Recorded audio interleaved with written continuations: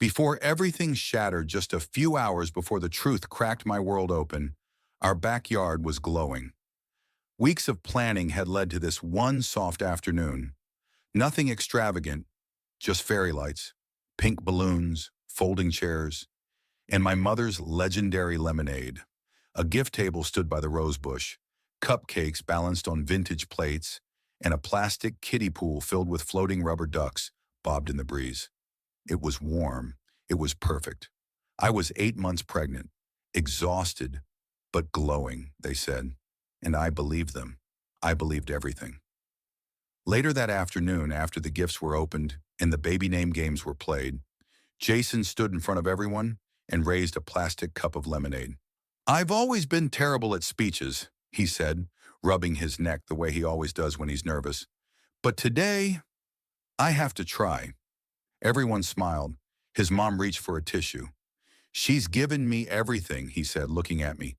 "A home, a family, a future, and now, a daughter." My heart swelled. The baby kicked.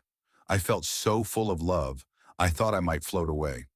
And then he stepped forward and kissed my belly. Everyone clapped. Cameras flashed. My aunt cried. And right in the middle of all that joy, a stranger walked in. She looked to be in her early 30s, black jeans, a white blouse, hair in a low ponytail.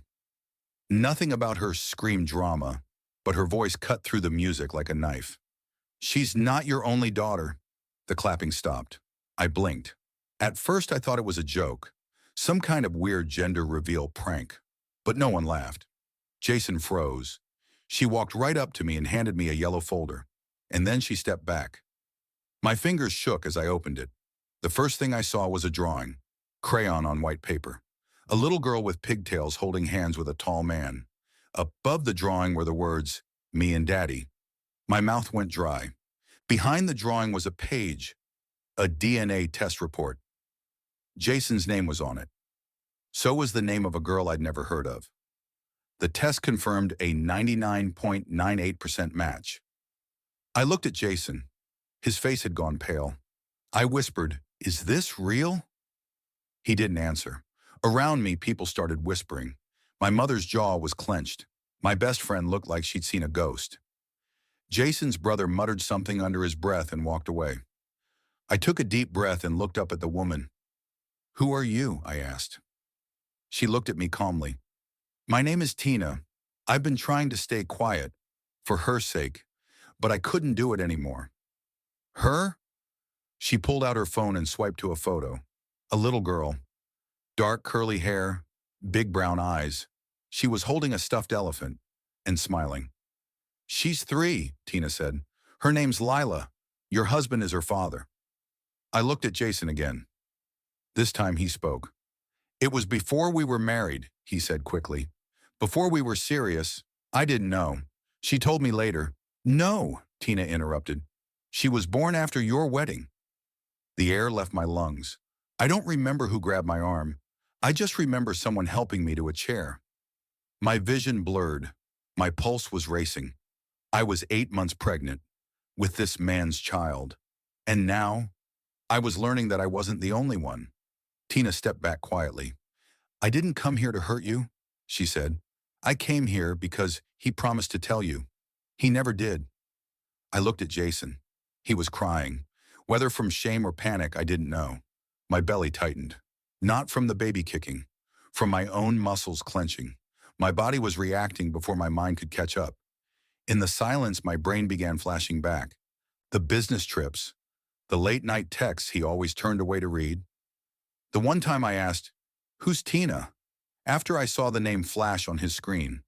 He'd said it was a woman from HR, told me I was hormonal, paranoid, and I believed him, because I was pregnant and tired and trying to hold everything together. Jason knelt beside me. "I was going to tell you," he whispered. I didn't want to lose this. Lose us." I looked down at the drawing in my lap. Me and Daddy. But the girl in the picture wasn't our daughter. Not the one still growing inside me. She was the one I never knew about. The one he never told me about. The one he hid from me. I stood up slowly. Everyone was still watching, frozen in silence. I held the folder in one hand, my belly in the other. I think, I said quietly, we're done here for today. And I walked inside the house. I didn't even realize I'd left the party. One moment I was staring at a DNA test and a drawing of a little girl. The next I was upstairs, alone, holding the folder like it was something that could explode. My hands wouldn't stop shaking.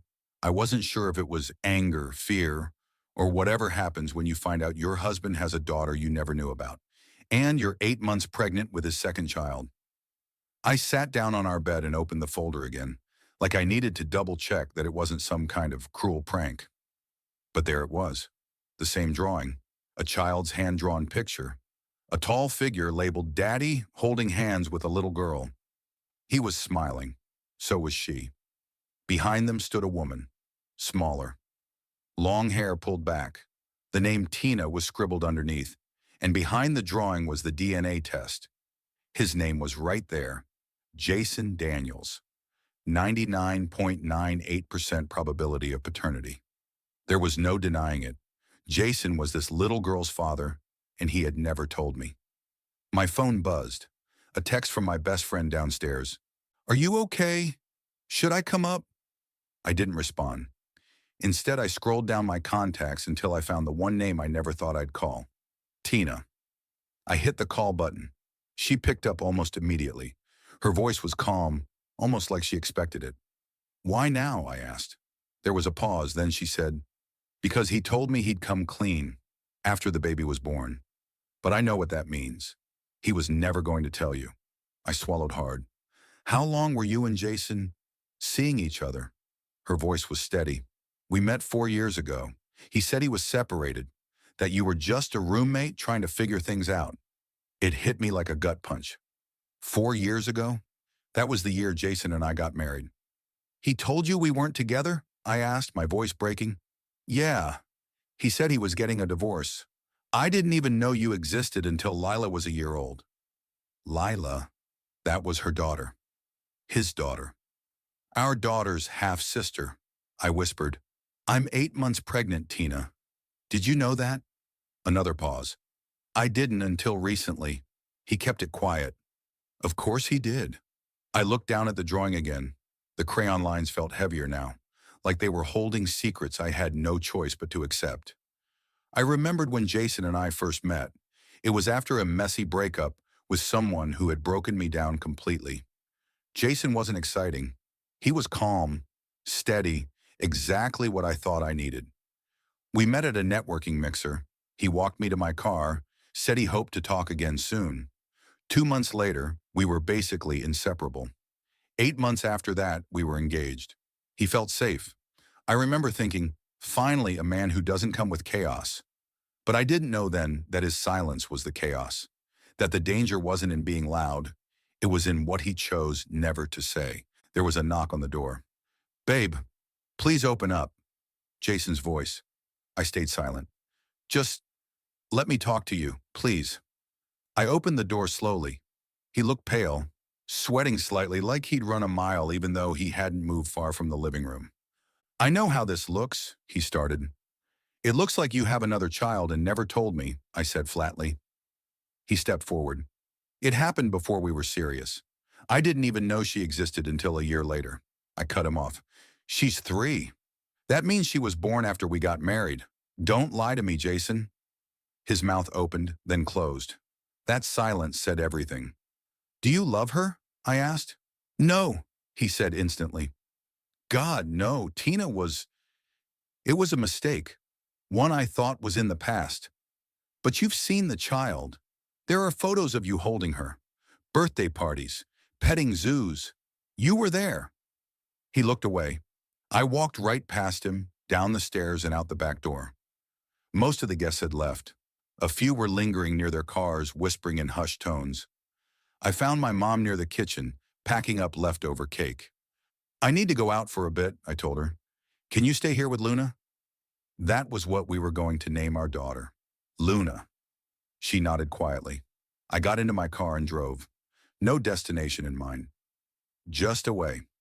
Eventually, I pulled into a small lot near the park by the hospital, the one I'd toured a month ago for our birth plan. I opened the folder again. This time I found more photos tucked behind the DNA results. One showed Jason holding Lila on his shoulders. She was wearing a tiara. He had a party hat. Another was of the two of them holding a balloon animal. The timestamp on one of the photos read October 12th, last year. The same weekend he told me he was going to a business retreat out of town. I remember that weekend clearly. I'd had a miscarriage scare. I bled lightly, panicked, and called him. He didn't answer until hours later. He told me he was in a panel and had no signal. He was lying. While I was crying in bed, terrified of losing our baby, he was blowing up balloons for someone else's. I messaged Tina. Did he ever tell Lila about me? She responded instantly. No, she thinks you're a friend or something. He told her you were a doctor who helps babies. She has no idea. I stared at the screen.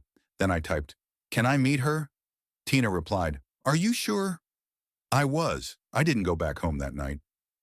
I slept on my sister's couch. Didn't say much. Just told her something had happened, and I needed space. Jason called me 6 times, left 3 voicemails. The first was full of apologies. The second sounded angry. The third sounded like a warning. Don't let this destroy everything. Don't take it out on the baby. She doesn't deserve that. That last part, it stung, because I wasn't the one who put our baby in this situation. He did. The next morning I met Tina at a quiet cafe near her apartment. She brought Lila. She was smaller than I expected. Tiny braids, purple sneakers, a little sparkly unicorn backpack. She sat at the table coloring with a pink crayon. After a few minutes, she looked up at me. "Are you the doctor lady?" she asked. I blinked. "What?" She nodded. "Daddy said you help babies, like you make sure they're okay. Are you going to help me too?" I felt something crack in my chest. "I'll try," I said softly. Tina looked at me with a mix of guilt and sympathy. "She's not your enemy," she said quietly. "Neither am I." I nodded, but I couldn't respond. That night I returned home. Jason was sitting on the edge of the couch, phone in hand, staring at the floor. He stood up as I walked in. "I don't know how to fix this," he said, "but I need you to know I never stopped loving you." I set the folder on the table. "You had 3 years to tell me," I said, "and you chose silence. Why?" "I was going to tell you after Luna was born. I thought if I did it before, you'd leave. And I didn't want that. You were going to wait until I was too exhausted, too in love with our baby, too broken to leave." His eyes were glassy. He looked like he was unraveling. "I wanted to protect this," he said. "Us." I stepped forward. "There's one thing I need before we talk about us again." He looked confused. "I want a paternity test," I said. His face dropped. "I want to know if Luna is the only child you've kept from me." I didn't sleep the night after I met her. Lila, the little girl with pigtails and the pink unicorn backpack. His daughter, the one I didn't know existed until a woman walked into my baby shower and dropped the truth like a grenade in the middle of our lives. And yet, she was the only innocent one in this whole mess. I'd spent the night tossing on the couch at my sister's house.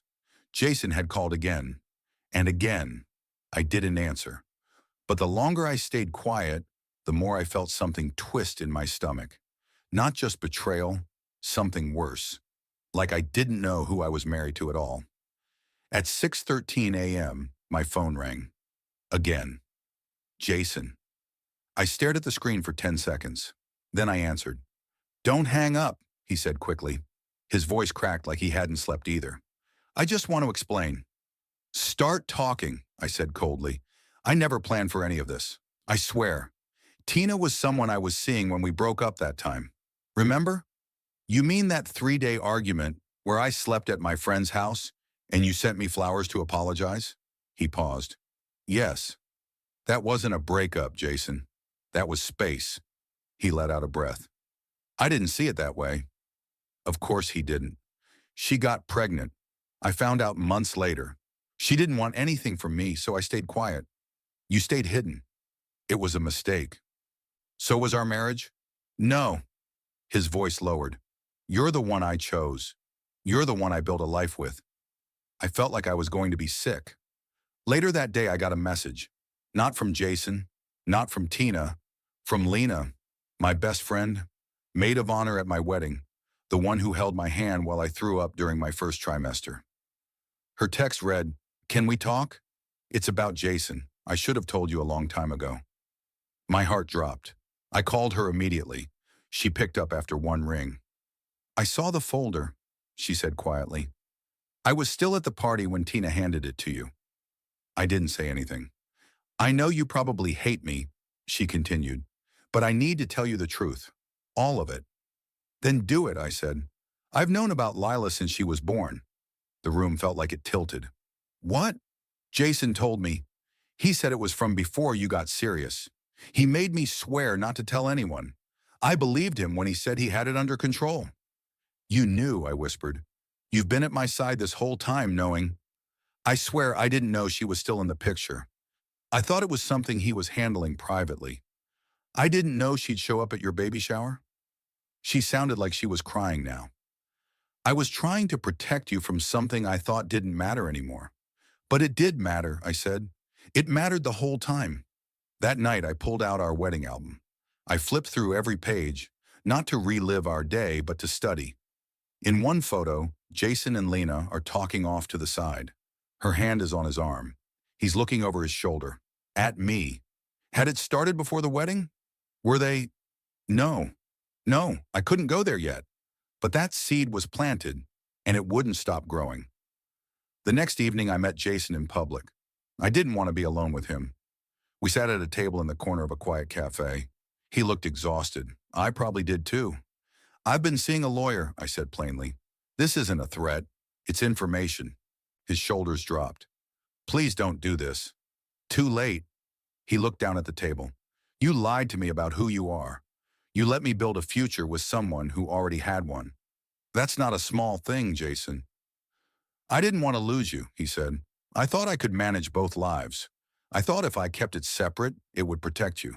That's not protection, that's manipulation." Then he did something that caught me completely off guard. He pulled out a small folded paper from his pocket, a handwritten letter, in a child's handwriting. "I asked Tina if Lila could write something for the baby," he said. I didn't reach for it. He unfolded it himself and read it aloud. "Dear baby, I hope you like Daddy. He's funny and nice and he likes pizza. I will share my toys with you when you're big. Love, your big sister, Lila." The words didn't break me. His choice to use them did. "You're using a child to manipulate me now," I said. "You don't get to parade her innocence like a shield." He said nothing. Then I looked him in the eye. "Did anyone else know?" He hesitated. "Lena." The confirmation stung more than I expected. "She covered for you. She thought she was protecting you." I stood. "I need to get away from both of you." I went back to my sister's that night and told her everything. All of it. Even the part where I started doubting if I wanted Jason present at the birth. Even the part where I started resenting Luna, not because she did anything wrong, but because she made me feel trapped in a story I never wrote. My sister listened, and then she said, "Then change the story." A few days later, I packed up Jason's things. All of them. I placed them in 3 neat boxes and left them outside the front door. Inside, I left a note. "You don't get to erase what you did, but I get to decide what happens next." He didn't show up that day, or the next. But on the 3rd day, I found a USB stick taped to our door. No note, no explanation, just the device. I plugged it into my laptop while sitting on the couch, blanket pulled tight around my legs. It was a video. Jason, alone in what looked like a hotel room. He looked into the camera and said, "I know you won't believe anything I say, so I recorded this to tell the truth once and leave you alone after." He took a deep breath. "I lied about Tina being a fling. We were together for 6 months while you and I were rocky. I didn't think we'd last. When we got back together, she told me she was pregnant. I begged her to keep quiet.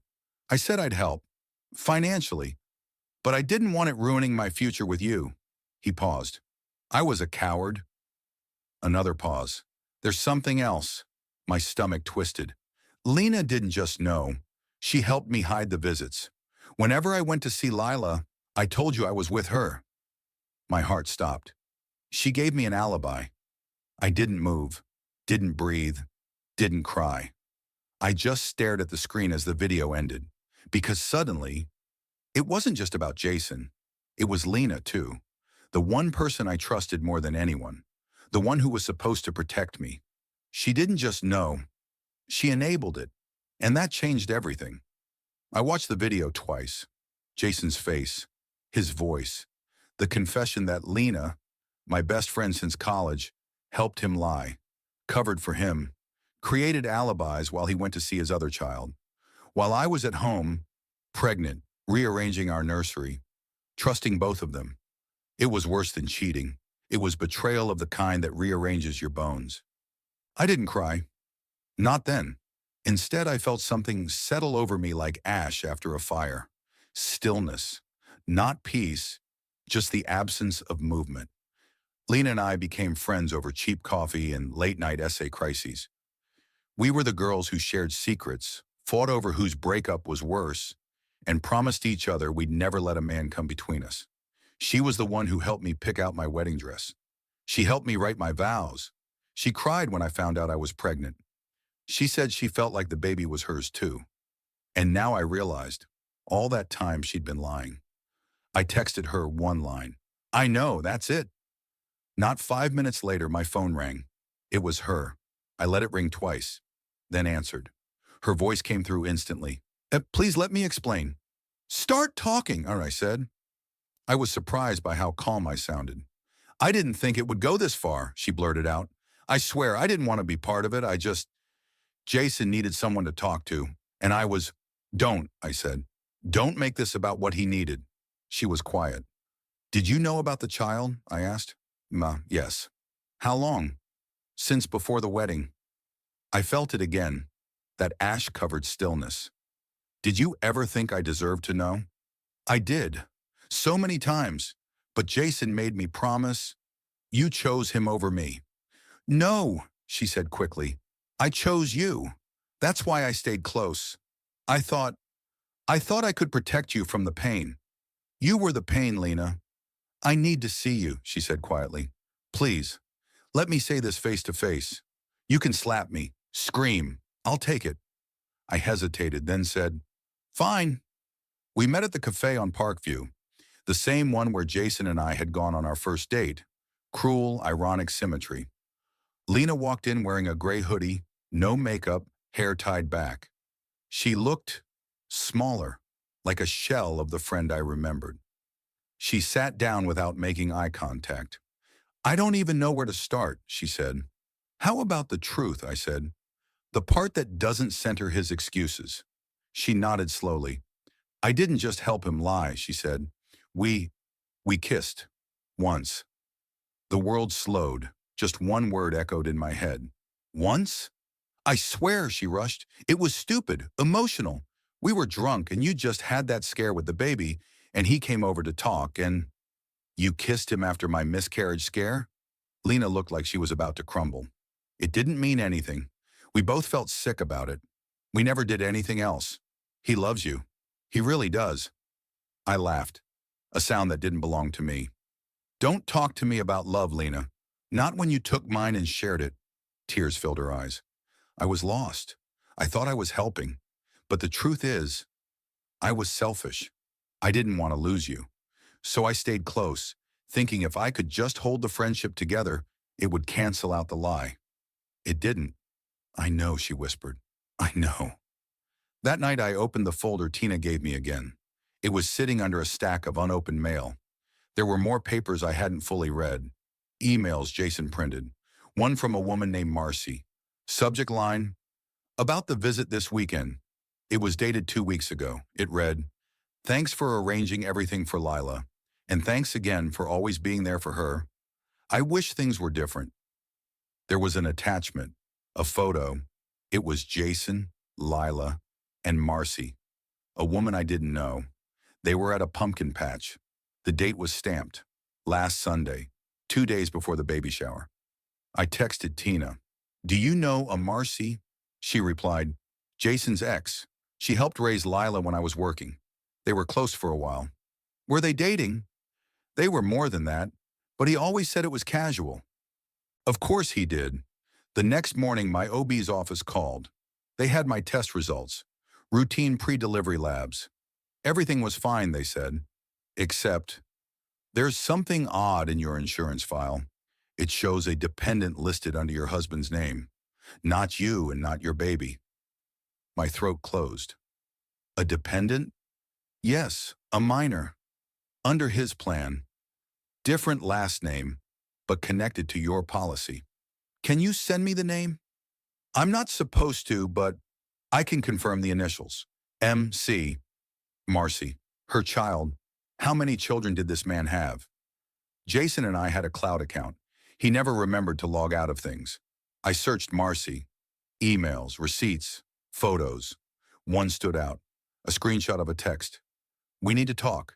You promised Lila wouldn't find out about MJ. She's starting to ask. MJ, Marcy's child? And another message from Jason.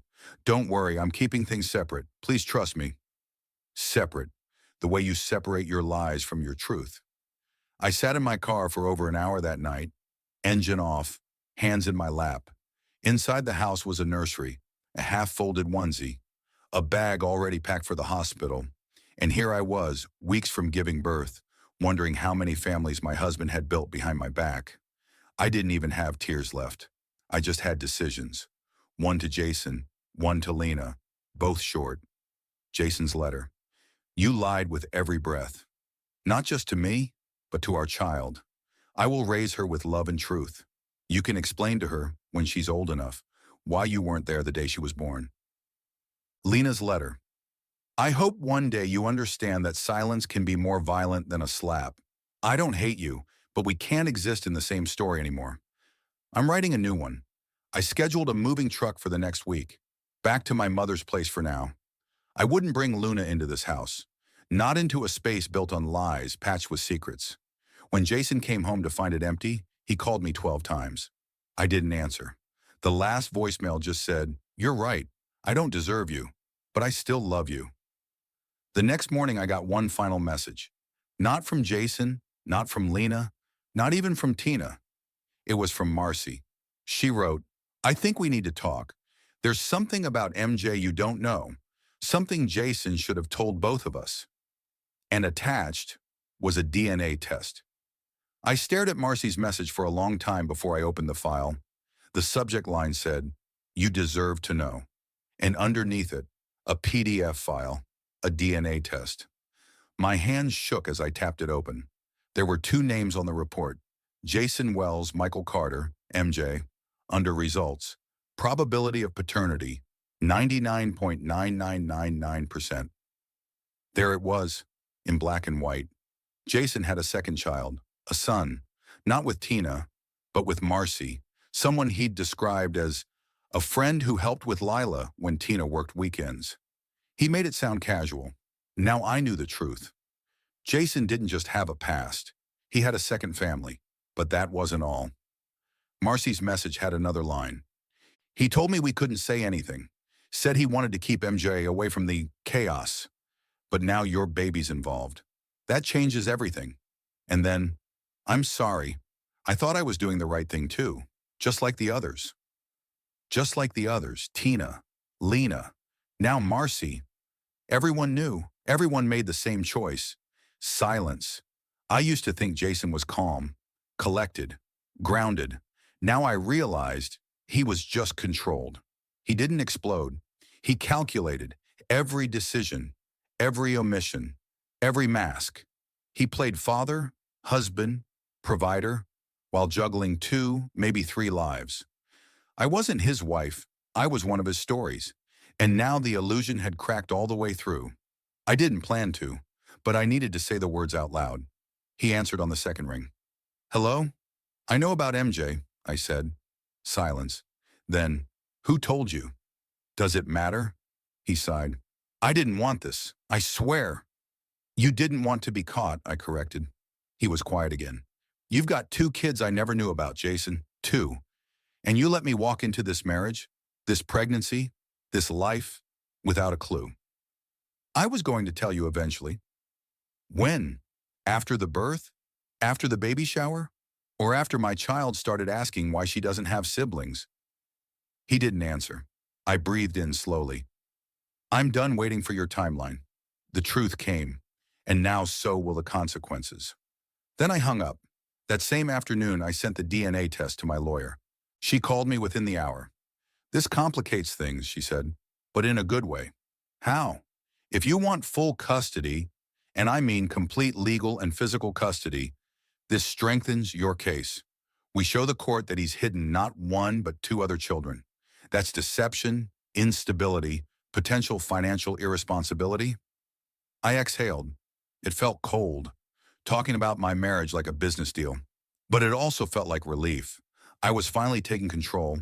I was 36 weeks pregnant. Everything felt heavier now, my body, my heart, my truth. I started talking to her at night. The baby. I'd lie in bed and whisper, "You're going to have a mother who tells you everything. Even when it hurts. Even when it's hard. I won't protect you with lies. I'll protect you with truth." I meant every word. A few days later, there was a knock at my door. I thought it might be my sister or the delivery guy. But when I looked through the peephole, my heart dropped. Lena. She was standing there holding a small gift bag, eyes puffy, hair messy, wearing the same hoodie from before. I didn't want to let her in, but I did. She handed me the bag. Inside was a tiny stuffed giraffe, the same one I'd circled in a baby catalog 6 months ago. I remembered, she said quietly. You said she'd love the colors. I set it down. You don't have to do this, I said. The guilt gifts, the sad eyes. I'm not here to fix things, she said. I know I can't. I just needed you to know that I've been going to therapy. I raised an eyebrow. I started after you stopped answering my calls. I realized this isn't just about what Jason did. It's about why I stayed silent, why I betrayed you, and it wasn't just for him. She looked me in the eye. It was because I was jealous. I envied your life, she said. Your marriage, your career, your baby. I wanted to feel important too. When Jason came to me needing help, I felt powerful. I had a secret, and I used it like currency. She wiped her face. I thought being needed was love. I was wrong, and I lost you because of it. I didn't say anything. I didn't know what to say. We sat in silence for a while. She didn't beg. I didn't forgive. It was strange and human and unfinished. And then she stood up. I hope she gets your strength, she said softly, and your heart. Then she walked out. That night I opened my notebook and made a list. Not of people I'd lost, but of things I'd learned. Trust is not a gift. It's a contract. Secrets rot everything they touch. Silence is a form of betrayal. Truth hurts, but lies kill. And one more. I can survive this. That night, a song came on while I was cleaning the kitchen. I didn't recognize it at first. Soft piano, haunting melody. But one line hit me so hard I had to sit down. I broke in half to build something whole. And I thought, yes, that's what I'm doing. The next morning, I got one more message from Jason. I signed the papers. I'm giving you full custody. You're a better parent than I'll ever be. I hope one day she'll forgive me. I stared at it, then deleted it. Not out of spite, but because it no longer mattered. That evening, while folding baby clothes, I felt the shift. A pop, then warmth, then panic. My sister rushed me to the hospital, and after hours of labor, she arrived, Luna. 6 pounds, 12 ounces, dark hair, wide eyes, and the softest cry I'd ever heard. They placed her on my chest, and I whispered, "You don't need to be perfect. You just need to be honest."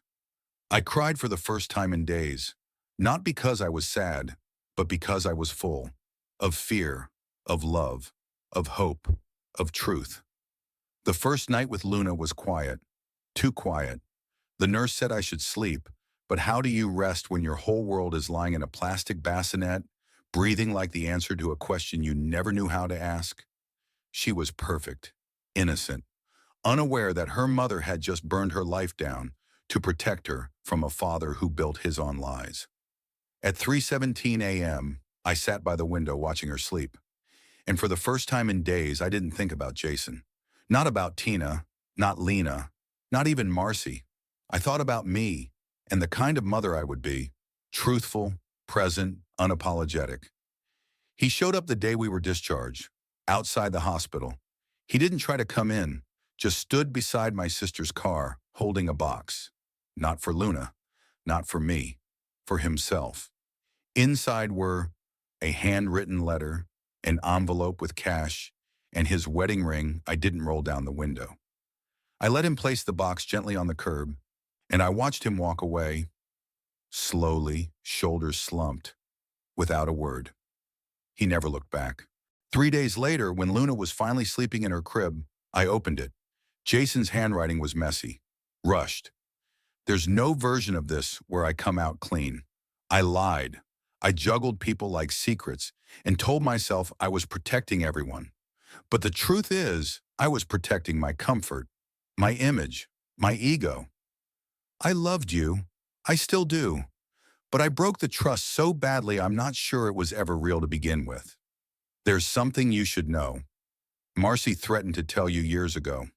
I convinced her not to, and that's on me. I'm not asking for forgiveness, but I hope one day Luna knows I didn't walk away because I didn't care. I walked away because I knew I'd only do more damage if I stayed. It ended with a sentence that stuck with me for days. You always saw the truth before I did. That's your power and my punishment. My lawyer called me the following week. It's done, she said. You have full legal custody. Jason had signed everything without a fight. No visitation request, no shared rights, no objection. I think he finally realized, she said, that silence can't protect him anymore. Just when I thought it was over, another message from Marcy. I saw the papers. I heard about the custody. I think you should know, Jason's been funneling money to MJ's school through a nonprofit in my name. He thought it would protect him from financial exposure, but now that it's unraveling, I'm going to the board. He used us all. And then, I'm sorry I was part of the silence. I told myself I was helping. I wasn't. Another woman, another apology, another shard of a truth I never agreed to live in. This wasn't just about cheating or betrayal or secret children. This was about complicity. Everyone had a reason, a story, a version of protection, but not one of them chose me. They all chose control. 1 month later, I lit a candle. One of those therapeutic ones, lavender and cedarwood. I took Jason's letter, Marcy's message, Lena's gift, and even the wedding ring I'd never returned, and placed them in a shoebox. And I buried it, not in dirt, in my closet, behind a box of maternity clothes I no longer needed. I didn't need to burn it. I didn't need to destroy it, because that's what they would have done. Hidden things. I chose to keep it, to remember, not to dwell, but to remind myself of what survival looks like. I wrote this next part for Luna, but it could be for anyone. You will be lied to in this life. You will be betrayed, and the people you love the most may be the ones who break you the hardest. But that doesn't mean you are broken. It means you loved fully. It means you trusted boldly. And when the truth came, you didn't run. You stood in it. You claimed it. You rebuilt. That's what strength looks like. Not silence, not hiding, but standing in the storm and saying, this will not be the end of me. A few days later, I got a voice note from Lena. I didn't expect it. I almost deleted it, but I listened. Her voice shook. I don't expect you to respond. I know I broke something that can't be fixed, but I hope that wherever life takes you, you find people who never make you question your worth. You taught me something. That forgiveness isn't about who deserves it. It's about who refuses to carry the weight forever. It was the most selfless thing she'd ever said, and I let it be the last. She laughed for the first time 2 months later, like a hiccup wrapped in sunlight. I laughed too, and in that sound, that tiny, miraculous giggle, I felt something shift. I realized, Jason didn't destroy me. Lena didn't define me. Marcy didn't steal from me. I walked through the fire carrying someone else and made it to the other side. If someone betrayed you this deeply, would you walk away forever? Or would you ever consider giving them a second chance? Let us know in the comments and tell us where you're watching from. And if this story hit home, don't forget to like, share, and subscribe for more.